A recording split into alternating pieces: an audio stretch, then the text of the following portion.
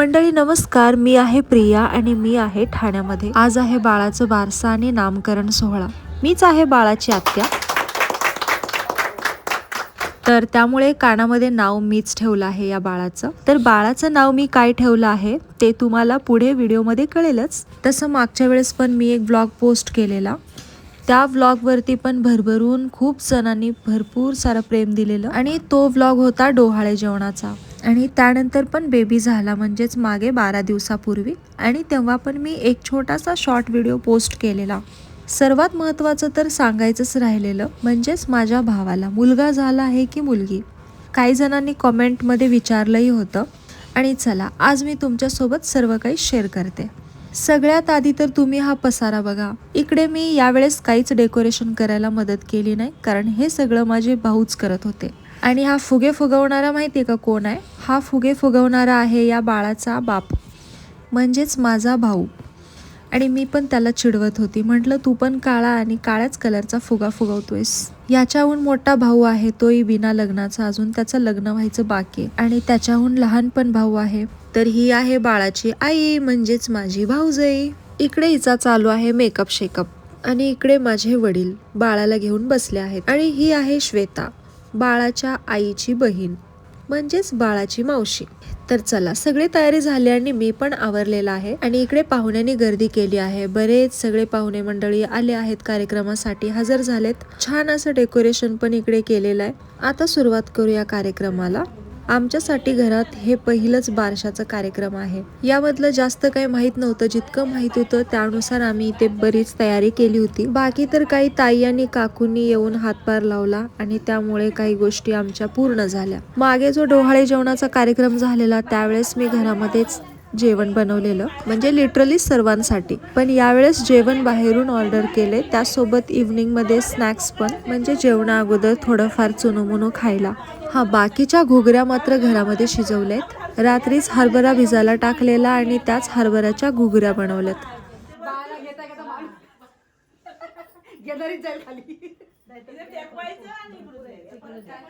हा बारीक देव आहे, तो मोठा दिवा इकडे देव, बारीक देव नंतर खाली देव, तो दिवा ठेवावा लागेल खाली पण। तर इकडे बऱ्यापैकी तयारी तर झालीच आहे आणि आता आहे ओटी भरायचा कार्यक्रम। या आहेत बाळाच्या आई, ऑलरेडी नटून आल्या तिकडे। हे बघा इथे जे माझं नाव म्हणून दिसते ना, हे रिकामी आहे पाटी। जोपर्यंत मी बाळाच्या कानात फुकणार नाही तोपर्यंत ती पाटी रिव्हील नाही होणार। हे बघा इकडे माझ्या आईचा फोटो आहे भिंतीवर, माझी आई बघत आहे। काही जणांना खोटं बोलते असं वाटलेलं की माझी आई नाहीये, काय मिळणार आहे यातून मला? सासरे बोला नमस्कार करा, मोठ्या मंडळाला नमस्कार करा।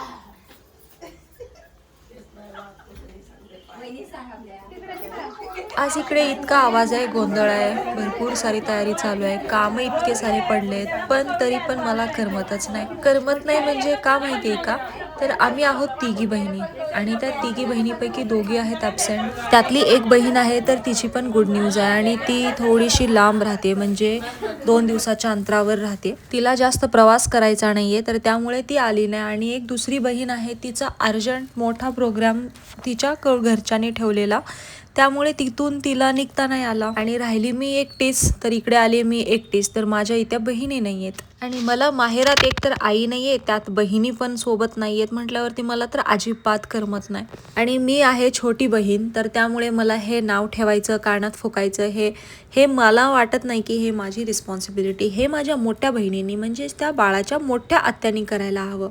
आता इकडे ओटी भरायचा कार्यक्रम आहे आणि हा बघा माझा भाऊ आहे छोटावाला। आणि तुम्हाला माहिती आहे का, हे जे आमचं घर आहे ना, हे 1 BHK घर आहे, ठाण्यामध्ये आहे। आणि माझ्या भावाने अवघ्या वयाच्या 24व्या वर्षी स्वतःचं घर घेतलंय, आणि मला त्याच्याबद्दल एवढं जास्त कौतुक आहे ना। म्हणजे त्यांनी पहिले घर घेतलं आणि त्यानंतर त्यांनी लग्न केलं, आणि मग आता त्यांनी एक बेबी पण, छान असं गोंडस बाळाला जन्म पण द्यायला सांगितलं बायकोला त्याच्या।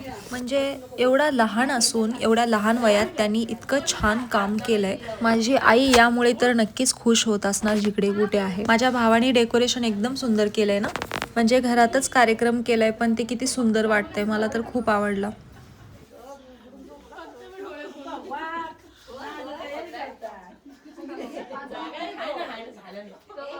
ओपन करतो परत बंद करेल असं करेल। 5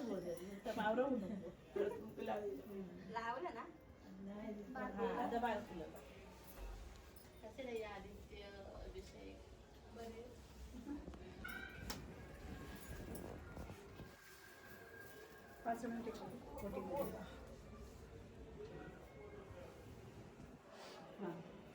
अजून टाकायचा तांदूळ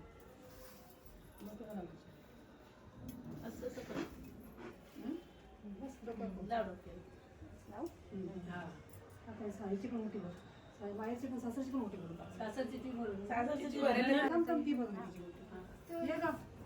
मी आलेली इकडे सासरची ओटी भरायला आणि आहे ना ॲक्च्युली हा कार्यक्रम संपून 2-3 दिवस झाल्यानंतर मी हा व्हिडिओवरती आवाज देते म्हणून माझा आवाज असा येतोय म्हणजे नाक माझा असा पॅक झालाय एकदम.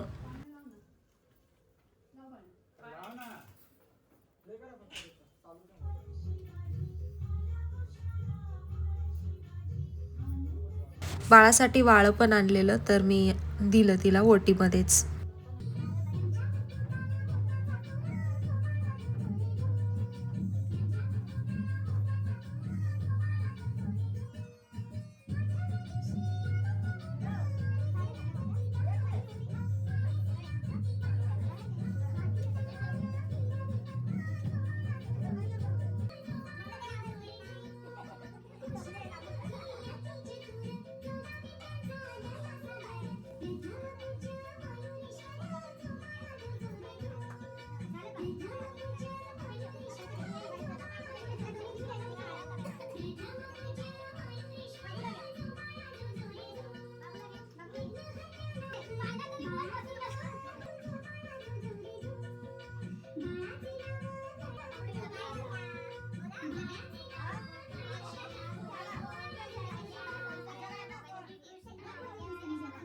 इकडे त्या वरवट्याला असं सजवून पहिले बाळाला ठेवलं असं दाखवलं गेलं आणि त्यानंतर मग असं बाळाला.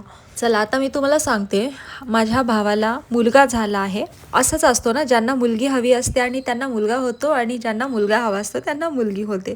एनिवे जे देवाने दिलंय ते खूप चांगलंच आहे. माझं म्हणजेच आमच्या सर्वांचं म्हणजेच बहिणींचं वगैरे म्हणणं असं होतं की बाळ 1-2 महिन्याचं होईपर्यंत खूप सेन्सिटिव्ह असतो, लहान असतो, नाजूक असतो. इतक्या साऱ्या लोकांमध्ये हाताळणं त्याला एवढ्या लहान ह्याच्यामध्ये चांगलं नसतं म्हणून 3 महिन्यानंतर किंवा 2 महिन्यानंतर बारसं ठेवायचं. पण माझ्या भावाला याची काय आयडिया नव्हती तर त्यांनी गुगलला सर्च केलं बारसं कधी करायचा असतो तर त्यांनी 12व्या दिवशी करायचा असतो किंवा 12वा दिवस झाल्यानंतर.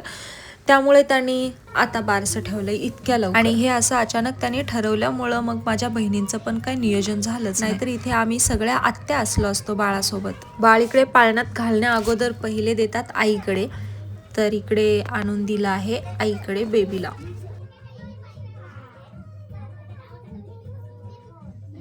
आता आहे बाळाचं नाव ठेवायची बारी. चला आता ही तर माझी बारी आहे. आता मला पाठीमागून धप्पा होणार आहे.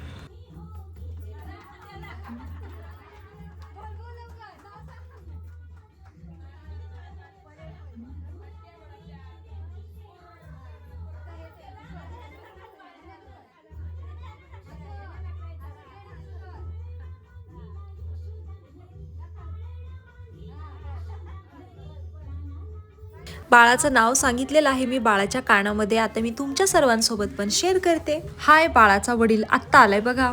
बिचाऱ्याला ऑफिसचं कामच काम असतो, त्याची अपॉइंटमेंट नेहमीच असते तर तो आत्ता पण जाऊन आलाय कामावर. आता मी सांगायची गरज नाही तुम्हाला बाळाचं नाव मी काय ठेवलंय, तुम्हाला इथे लवकरच दिसेल. हे सुंदर असं नियोजन आमच्या काळात तर नव्हतं बाबा. आमचं नाव ठेवलंय की नाही मला हे पण नाही माहिती.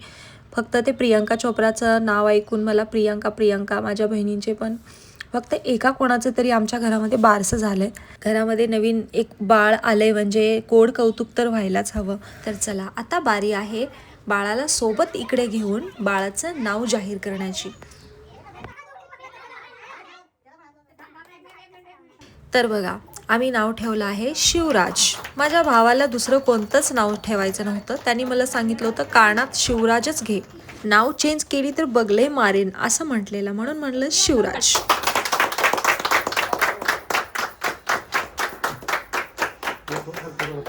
आम्ही आमच्या बाबूचं नाव शिवराज ठेवलंय. आतापासून त्याला शिव बोलणार. म्हणजेच बाबू सोनू मोनू पिल्लू तर करतच राहणार 7-8 महिने 1 वर्षापर्यंत आणि नाव पण घेत राहणार शिवराज.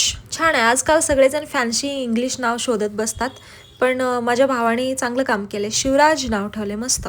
सगळीकडेच बाळाचा चेहरा मला काय हाईड नाही करता आला, म्हणून मी हाईड नाही केला. त्याला एकदम फोकस करून मी दाखवला नाही. एकदम जवळूनच बाळाला दाखवायचं असेल तर मी एक नवीन दुसरा व्हिडिओ बनवेल, पण आता ते एकदम लहान आहे हो, म्हणून नाही दाखवला. तर काही जणांना जेवण नव्हतं करायचं, तर त्यांना समोसा, वेफर आणि घुगरा हेच आम्ही देत होतो, कारण जेवणाची अजून वेळ झाली नव्हती. जस्ट 6:30-7 इतकेच वाजले होते आणि काही लोक येत होते जात होते आणि तसंच आमचा हा कार्यक्रम कंटिन्यू चालू राहत होता.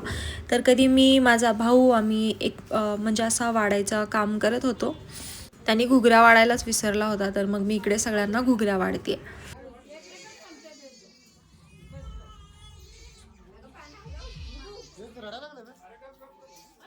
अरे पंखा लावा, पंखा गरम होते.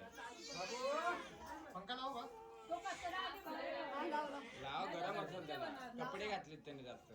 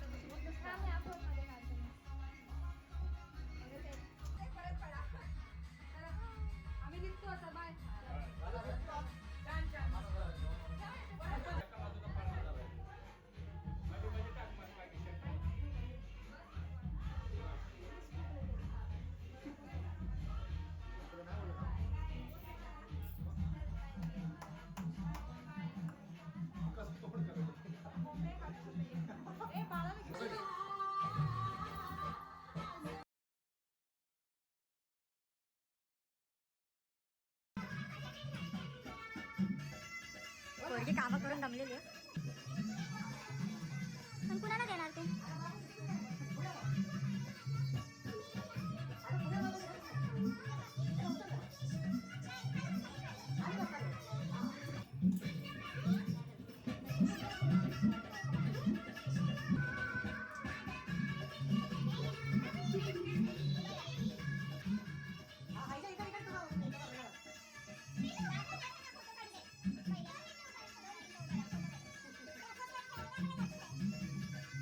नुसती ओटी भरून भरून भरून भरून इथं बसून बसून बसून बसून पोरगी दमली.